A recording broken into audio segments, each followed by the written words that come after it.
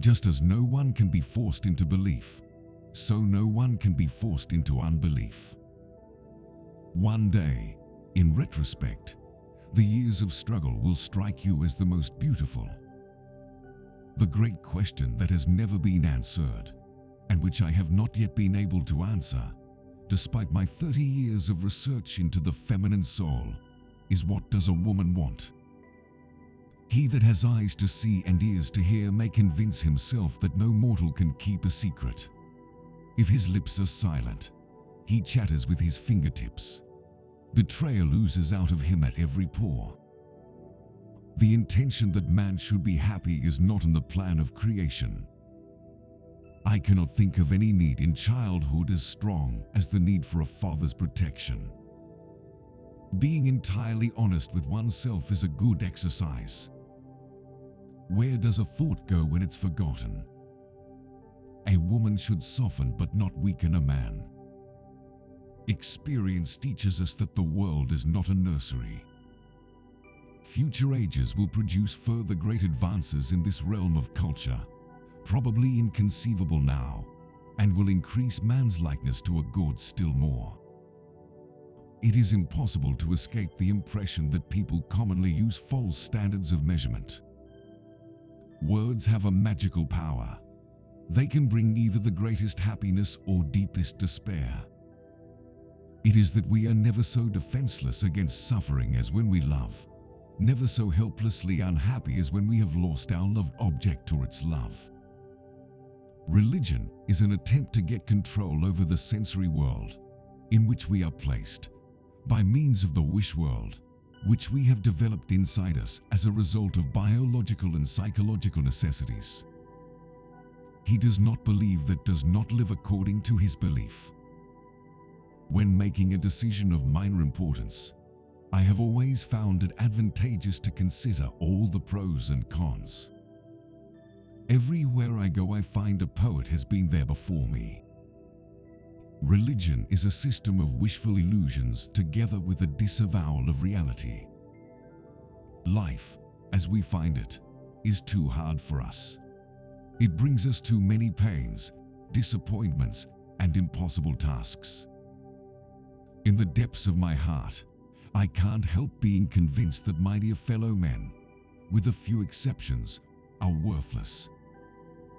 Neurotics complain of their illness, but they make the most of it, and when it comes to taking it away from them, they will defend it like a lioness her young. Words are capable of arousing the strongest emotions and prompting all men's actions.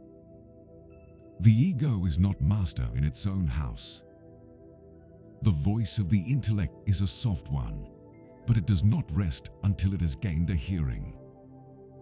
The ego refuses to be distressed by the provocations of reality, to let itself be compelled to suffer.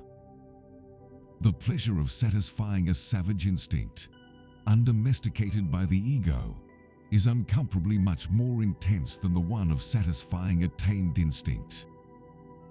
Neurosis is the result of a conflict between the ego and its ID. Everyone has wishes which he would not like to tell to others, which he does not want to admit even to himself.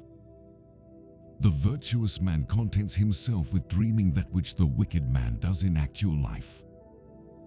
Dreams may be thus stated. They are concealed realizations of repressed desires. Dreams with a painful content are to be analyzed as the fulfillments of wishes. The ideas so far produced are insufficient for the interpretation of the dream.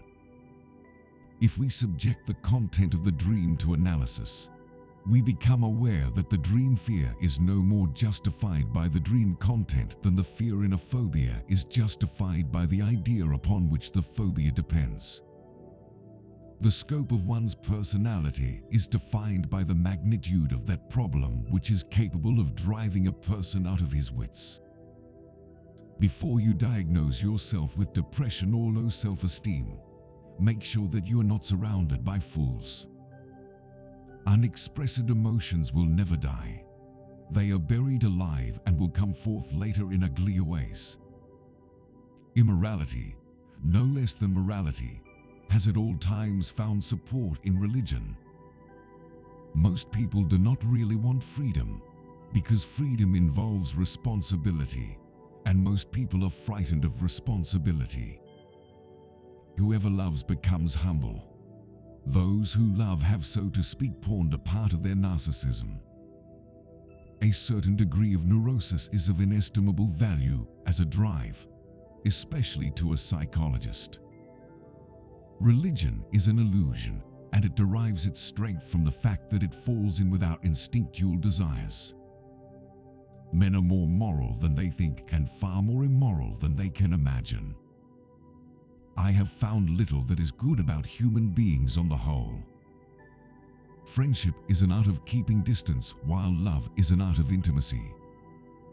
A civilization which leaves so large a number of its participants unsatisfied and drives them into revolt neither has nor deserves the prospect of a lasting existence. The interpretation of dreams is the royal road to a knowledge of the unconscious activities of the mind.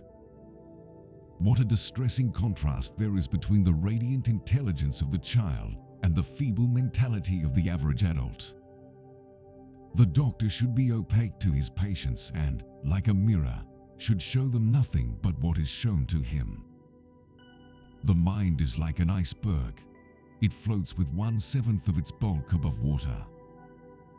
America is the most grandiose experiment the world has seen, but I am afraid it is not going to be a success.